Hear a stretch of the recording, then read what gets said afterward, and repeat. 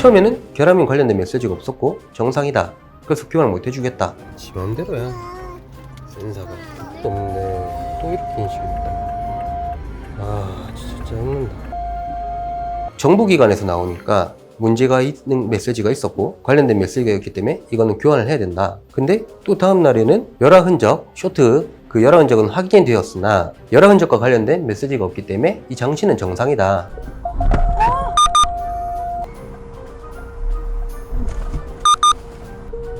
하고 카드로 전월 30.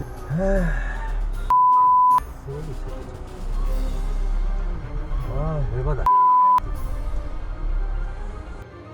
그게 가능하다면 이번에 좀 바꿨으면 좋겠다. 기업을 대변하는 게 아닌 운전자들을 대변할 수 있는 실질적으로 필요한 법들이 만들어졌으면 좋겠다라고 제가 부탁을 드렸고요. 우리는 10월에 열릴 국정감사 때 이 안건을 제의를 하겠다라고 저한테 건의를 했거든요. 예, 결함을 소비자가 증명해야 하는 구조, 이미 수차례 내용을 다뤄드렸습니다만 여전히 이해할 수 없는 구조인 것이 사실입니다. 실제로 제조물 책임법에도 명시되어 있듯 손해가 발생한 사실은 물론이고 결함이라는 것도 피해자가 증명해야 합니다. 소비자는 물건을 사는 사람, 그 중에서는 분명 업계 전문가도 존재할 것입니다. 만약 정비 전문가의 차에서 결함이 발견된다면 어떨까 생각해 보신 적 있으실 것 같습니다. 실제로 지금 제 옆에 나와 계시는 분은 BMW의 결함을 증명하기 위해 노력 중이시고 항공정비사, 즉 정비 전문가입니다. 저희에게 제보를 준 제보자로 나오시긴 하셨습니다만 전문가와 함께 의견을 나누는 자리라고 생각해 주셔도 되지 않을까 싶습니다. 3주 만에 뵙습니다. 네, 안녕하세요. 올해 3월에 공중파 뉴스에 나오기도 하셨고요. 네. 그럼에도 저희 쪽으로 다시 제보를 주셨다는 건 여전히 문제가 계속되고 있다는 반증을 하는 것 같기도 합니다. 이 얘기를 왜 계속 드리냐면은 그 공중파 뉴스에 한번 나가신 뒤로 네. 어딘가에 요청이 들어오거나 아니면 따로 나서서 잘 안 하시는 것 같기도 하고요. 네.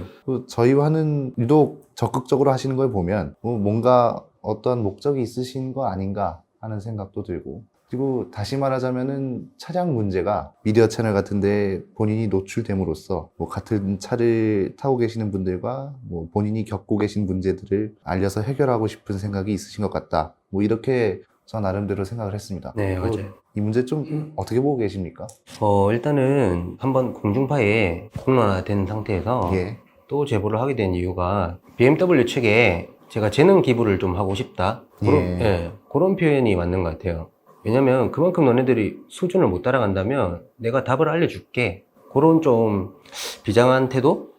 물론 제 말이 100%가 아닐 수는 있어요. 그런데 제가 해석했던 것과 BMW 측의 해석 차이는 상당히 좀 심한 걸로 저는 판단을 하는 게, 제조사 측은 외부 날씨와 환경 탓으로 인해서 발생될 수 있다라는 거를 제시하고 있는 상황이고요. 저 같은 경우는 그런 외부적인 환경 탓은 아니고 기술적인 부분에 대해서 해석과 설명이 충분히 가능하다. 알겠습니다. 본론으로 들어가겠습니다. 네. 통상적으로 긴급 제동장치 오류 이렇게 부르는 것 같은데 지금 주장하고 계시는 BMW 차량의 문제가 뭡니까? 지금 문제점은 그 긴급 제동 장치가 오작동을 하고 있는 건데요. 예. 긴급 제동 장치라는 것은 이 카메라와 전방에 있는 초음파 센서에 의해서 사람이나 사물을 감지를 한 다음에 이게 비상 상황이 되면 운전자보다 먼저 앞서 개입을 해서 사고를 예방하는 게 이 장치의 목적이에요. 예. 그런데 사고의 영상을 보시면은 전방에 아무것도 없는 상태에서 시속 한 7, 80 정도가 되었던 걸로 기억을 하는데 갑자기 삐비비빅 하는 경고 소리와 함께 브레이크가 먼저 개입을 한 거예요. 작동 조건이 아닌데 작동했다는 말씀이시잖아요. 그렇죠. 작게는 정말 깜짝 놀라는 상황이 발생하는 거고요. 예.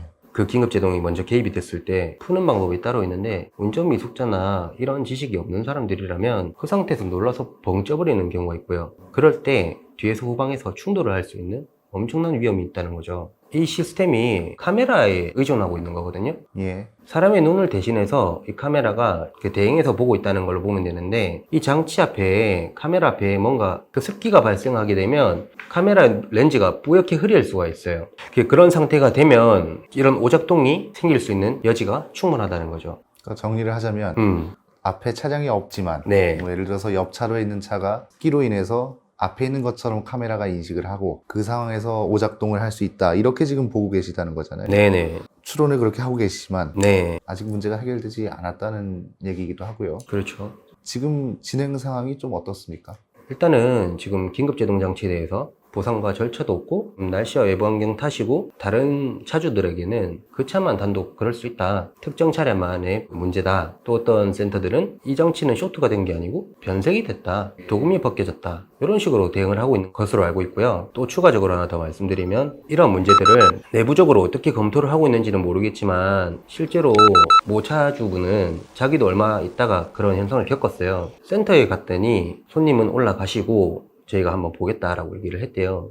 차주들은 이제 직접 옆에서 봤으면 하는 그런 마음이 있는데 올라가라는 얘기를 하고 차량을 검사를 했더니 관련돼 있는 오작동의 메시지는 전혀 없고 문제는 없다. 하지만 안전 예방 차원에서 우리가 무상으로 교환을 해드리겠다. 실제로 뒤에서 그렇게 수리를 해준 경험이 있다고 저는 들었습니다. 어쨌든 여러 사례를 모으다 보니까 이런저런 얘기들이 들리더라고요. 알겠습니다. 네. 방금 전에 말씀 주신 것처럼 이 문제의 원인이 센서의 쇼트, 박병일 명장께서도 같은 원리로 얘기를 하고 계시고요. 근데 한 가지 궁금한 건 쇼트와 긴급제동 장치와의 인과관계를 저희가 어떻게 이해를 하면 될까요? 그곳은 제가 회로도를 좀 보고 설명을 드릴게요. 그게 더 빠를 것 같아서 지금 보고 계신 이 회로도는 실제 BMW X3 차량의 회로도고요. 그 카파스 카메라 회로도인 거죠? 네, 그렇죠. 그 첫 번째 당시 관련돼 있던 메시지가 분명히 있었어요. 예. 근데 이제 센터 측에서는 관련된 메시지가 없고 어떠한 문제도 없지만 그 영상으로 봤을 때는 문제가 되는 것처럼 보이니 소프트웨어를 업데이트를 해서 한번 개선을 해보겠다 라고 저한테 안내를 했고 예. 그래서 저는 그런 절차를 밟았습니다. 근데 그 이후로도 계속 이런 긴급제동이 오작동이 일어나다 보니까 제가 이제 그때부터 공부를 하기 시작했고요. 그 결과 이제 BMW 회로도를 제가 구하게 됐고 예. 이 내용대로 토대로 보시면은 조금 전 질문하신 내용이 예. 쇼트로 인해서 긴급제동이 일어날 수 있냐 그렇게 예. 저는 해석을 했는데요. 저는 가능하다고 봅니다. 왜냐하면 지금 쇼트라는 게 보면요 과전류가 흐른다는 거거든요. 이 말은 필요하지 않는 그 이상의 전류가 장치에 공급이 되고 있다는 건데 그 오류 메시지 중에 아까 제가 표현을 했지만 단선 또는 단락이라는 메시지가 떴었다라고 했잖아요. 예. 단선은 선이 끊어졌다 요거예요. 근데 단락은 쇼트라는 의미거든요. 그러면 이 장치가 쇼트가 되면 정상적인 일단 기능을 저는 못한다고 봅니다. 예. 단선은 끊어져서 이 기능을 아예 할 수가 없지만 쇼트가 되면 얘가 됐다 안 됐다 됐다 안 됐다 이런 것들을 반복적으로 자기들이 계산을 하는 것 같아요. 그리고 그때 당시 확인했던 핀이 13번과 요 1번 핀이었거든요. 이걸 과전류가 흐른다라는 거를 저는 어떻게 알 수 있냐면 ZEA라고 적혀있는 이 장치가 파워, 전원을 공급하는 분배기예요. 예. 전류를 쭉 흐르지 않습니까? 그런데 이 받아들이는 놈이 핀이 탔다는 걸 보니까 얘는 정상적으로 전류를 공급하나 이 받아들이는 놈이 그만큼 못 받아들여서 점점 색이 변하고 이러한 오류로 인해서 긴급제동이 생길 수 있다는 게 판단이 되면 제 사고 상황으로 다시 설명을 드리면 이 카파스 카메라 컨트롤 유닛에는 과전류가 당시 흐르고 있었을 거고요. 예. 주기적으로 흐르고 있는데 이게 쇼트가 분명히 되다 보니까 순간적으로 히팅이 안 됐을 겁니다. 제가 추측하기에. 그럼 히팅이 안 돼 있는 상태에서 그날 사고 영상을 보시면은 겨울철이거든요. 12월 14일이었는데 실내에는 분명히 뭔가 히터를 틀었든지 어쨌든 실외와 실내의 온도 차이가 분명히 있었기 때문에 저는 그걸로 인해서 습기가 생길 수 있다고 봐요. 그러면 그 습기가 어디 생기냐? 바로 카메라 앞쪽에다가 자연스럽게 생길 거 아니에요. 그런 거를 방지할 수 있도록 히팅 장치가 구성이 되어 있는데 얘가 됐다 안 됐다 해버리니까 안 되었을 때 타이밍을 생각을 해보면 그때 습기가 생겼을 것이고 그거를 카메라는 이제 뿌연 상태에서 자동차 도로 실선을 장애물이라고 인지를 한 다음에 운전자는 계속 악셀을 밟고 있으니 얘는 급정지를 시켰을 것이다. 예. 네, 저는 그렇게 좀 정리를 드리고 싶고요. 저 13번 저 회로가 그러니까 예를 들어서 10이라는 전류를 보냈는데 저 친구는 한 5 정도만 받을 수 있는 친구고 그렇죠. 전류가 정상적으로 흐르질 않으니까 네네. 저 히팅 장치는 그러니까 열선 장치는 제대로 작동을 하지 않아서 그렇죠. 습기가 찼고 네. 그 습기 찬 것 때문에 앞에 차가 있는지 없는지를 정확히 판단하지 못하고 있는 상황이다. 뭐 이렇게 지금 추론하고 계시는 거잖아요. 네, 맞습니다. 박병일 명장께서도 비슷하게 좀 얘기를 하시던가요? 네, 박병희 명장님께서도요, 이거에 대해서 이건 100%다라고 표현은 사실 그 누구도 못한다라고 얘기했습니다. 왜냐하면 이 쇼트로 인해서 일어날 수 있다인 거지 이거에 대해서 쇼트 때문에 이게 된다 입증을 할 수 있는 근거를 만들려고 하면 그건 제조사도 못하고 소비자 측에서도 차량 전문가에서도 그건 할 수 없다. 어디까지나 이건 가정이니까. 네, 가정이니까. 하지만 확률상으로 보면 이 쇼트로 인해서 이 장치에 분명히 문제가 있는 건 맞다. 이 장치가 하는 기능들이 그러면 당연히 정상적으로 작동을 하지 않을 것이고 이것 때문에 우리는 예상하지 못하는 사고들이 일어날 수 있다. 그렇게까지 이제 저한테 설명을 해주신 거죠. 알겠습니다. 네. 그 이 문제에 대해서 BMW 측에서는 나온 얘기가 있습니까? 일단 언론에서 보셨으면 아시겠지만 외부 날씨와 환경 탓을 먼저 거론을 하고요. 예. 이건 소프트웨어를 업데이트를 통해서 개선을 해 나가겠다라는 답변을 그 언론 측에 공식적으로 보도를 한 걸로 알고 있어요. 아직까지 문제는 그대로인 건가요? 그렇죠. 진행되는 사항은 없고 그리고 특별히 저와 컨택된 이야기도 사실은 없습니다. 알겠습니다. 그 사전 인터뷰에서 뭐 문제를 크게 만들어서 그냥 뭐 소위 말하자면은 시끄럽게 해서 보상을 해줄 수 없다. 뭐 이런 얘기도 오갔다고 하셨습니다. 네. 이거는 좀 어떤 상황으로 이해를 하면 되겠습니까? 최근에 있었던 일인데요. 또 한번 긴급 제동을 경험을 했어요. 아, 계속 간헐적으로 그 문제가 발생하고 있는 건가요? 네. 전방 후방 할 거 없이 지금 발생하고 있는 부분이거든요. 그 영상을 보니까 주차하실 때도 네. 최근에 있었던 것들은 후방 주차였어요. 한 두 바퀴? 바퀴가 한 두 바퀴 정도 굴렀을 것 같아요. 그런 사이에 삐 하면서 급제동을 팍 일으키는데 저희 와이프가 최근에 임신을 한 상태거든요. 이제는 지치는 거예요. 이 장치를 제가 받아들이는 거가 한두 번이 아닌 여러 번 반복되는 거에 대해서 무뎌질 법도 한데 아무래도 와이프가 좀 몸 상태가 그러다 보니까 제가 좀 더 이제 예민했던 것 같아요. 제가 이제 그 BMW 딜러사 측에 도저히 나는 이제 못 참겠다. 너네가 해줄 수 있는 게 뭐냐? 제시를 해라. 우리 와이프는 지금 이런 상태고 이걸 계속해서 타고 다닌다는 건 용납도 안 되고 이해도 안 간다. 즉 어느 정도 선까지 해줄 수 있다면 합의를 하겠다라는 걸 암묵적으로 제가 제안을 한 거가 되겠죠. 그래서 그쪽도 순수히 오케이를 했어요. 제가 지금까지 솔직히 이런 과정들을 전 나름대로 최선을 다해서 이끌어 왔는데 더 이상의 방안이 없다라고 저는 생각했어요. 아마 많은 운전자들이 이런 부분에 대해서 공감을 하실 거고 소비자들 너네가 해봐야 할 수 있는 게 거기까지인 거를 이 기업들이 아는 것 같아요. 그러다 보니까 계속 시간을 지체를 하는 것 같은데 어쨌든 그래서 만나게 되었어요. 저희 동네로 그 고객 지원 팀장이 왔었는데 첫 마디가 고객님은 언론사에서 이미 한번 공론화가 되어서 저희 내부적으로 되게 시끄러운 문제가 되었다. 저희가 예전에 도의적인 차원에서 보상을 해주겠다던 그 보증기간 연장 그 부분에 대한 것들은 지금은 해드릴 수가 없다. 그러면 뭘 저한테 얘기를 하고 싶냐라고 얘기를 했죠. 해드릴 수 있는 거는 아무것도 없고요. 그냥 그 장치에 오류 메시지는 있었으니까 그거는 수리를 해드리겠다. 언제든지 들어오시라.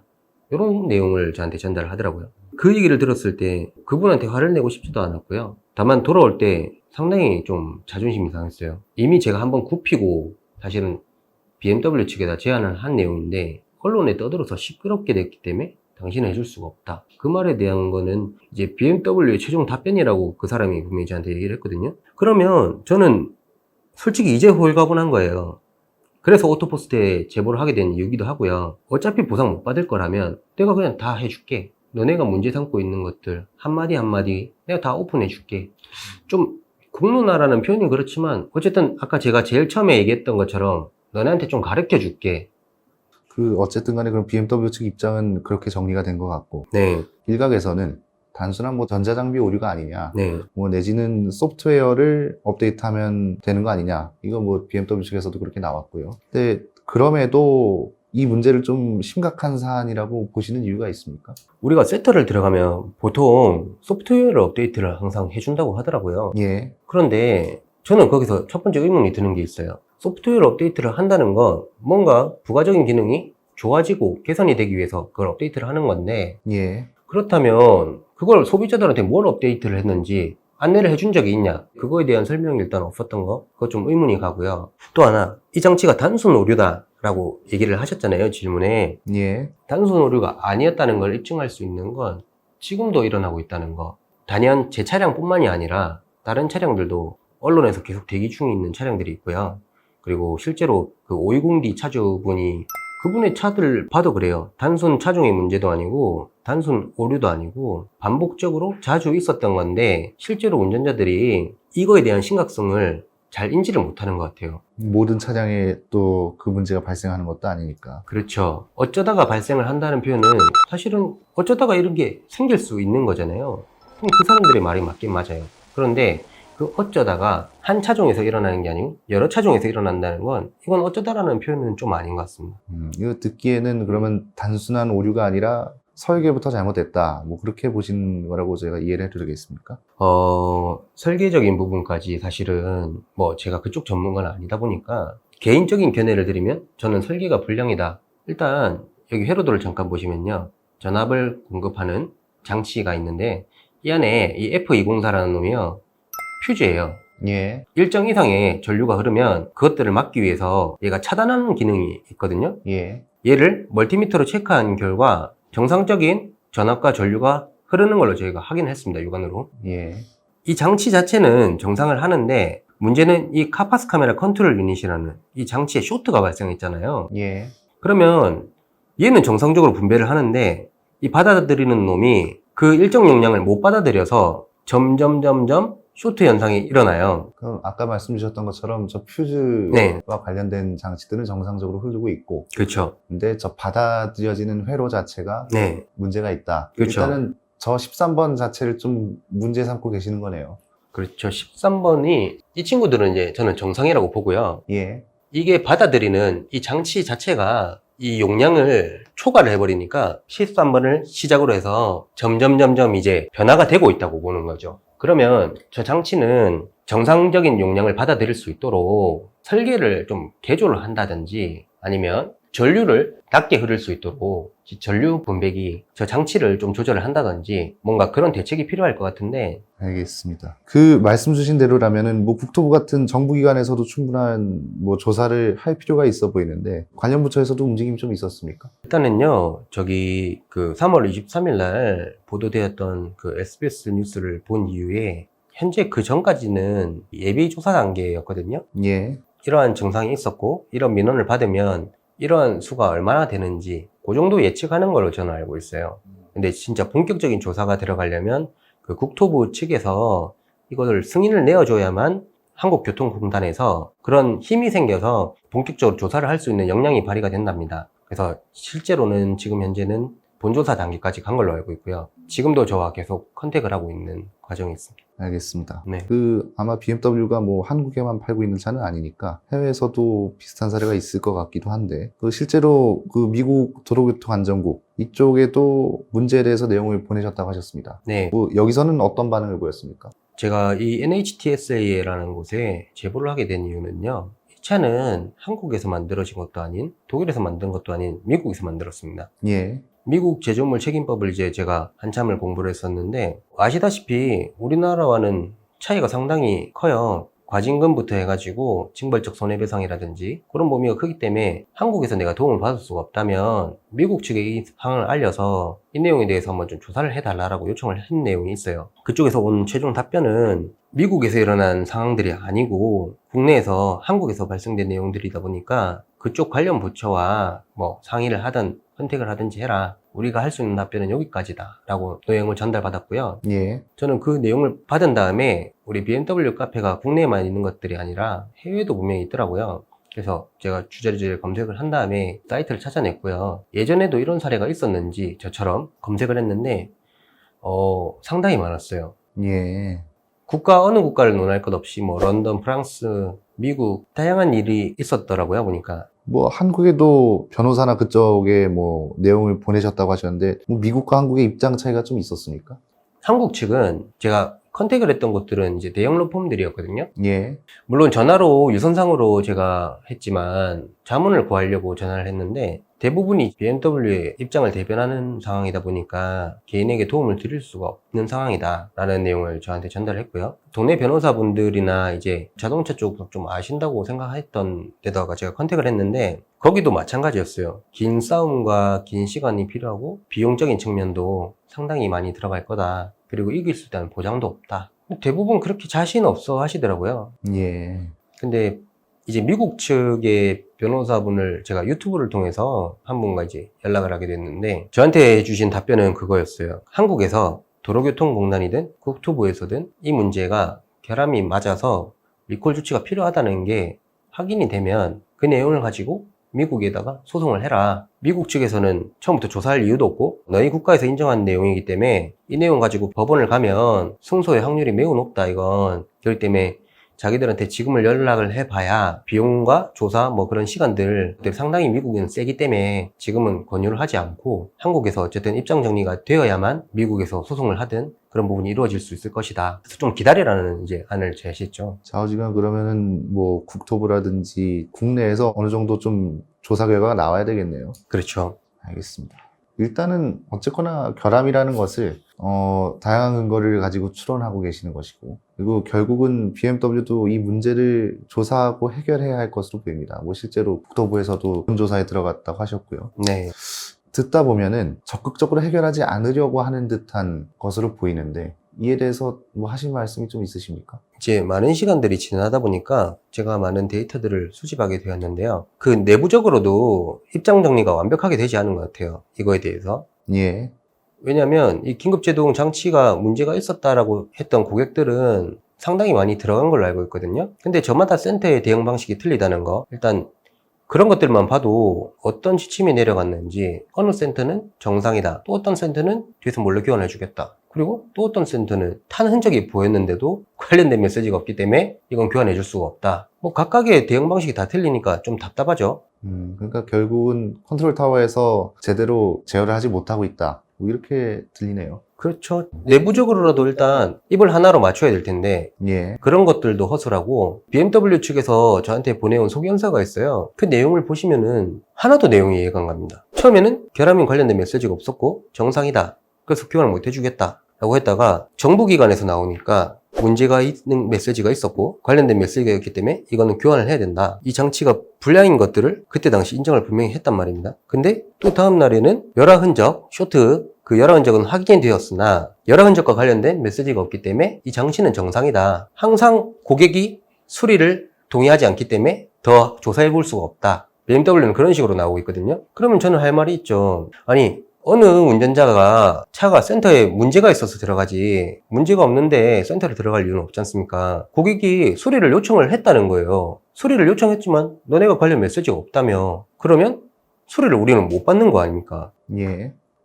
본 촬영일 기준으로 어제 국회의원 비서와도 이야기를 하셨다고 하셨습니다. 뭐 이때는 좀 어떤 얘기가 오갔습니까? 지금 현재 제가 개설한 카페가 하나 있습니다. 예. 그게 수입차 결함연구소라는 카페인데요. 그걸 만든 취지가 일단 국회에서 요청을 했던 부분이 단순히 본인의 문제만 돼서는 안 된다. 많은 사람들이 이거에 대해서 문제가 있음을 인지를 하고 그러한 다수가 모이면 그 자료를 토대로 우리는 10월에 열릴 국정감사 때 이 안건을 제의를 해야겠다라고 저한테 건의를 했거든요. 예. 되도록이면 많은 차주들의 모임을 좀 만들어 달라라는 요청을 받았어요. 그거를 지금 실행하기 위해서 지금도 계속 꾸준히 모으고 있는 상태고요. 그리고 또 하나 제가 요청했던 부분들이 있어요. 지금 현재 가장 이슈가 되고 있는 거, 레몬법 있잖아요. 그거에 대해서 보상받았다라는 소리를 들어본 적이 저는 없어요.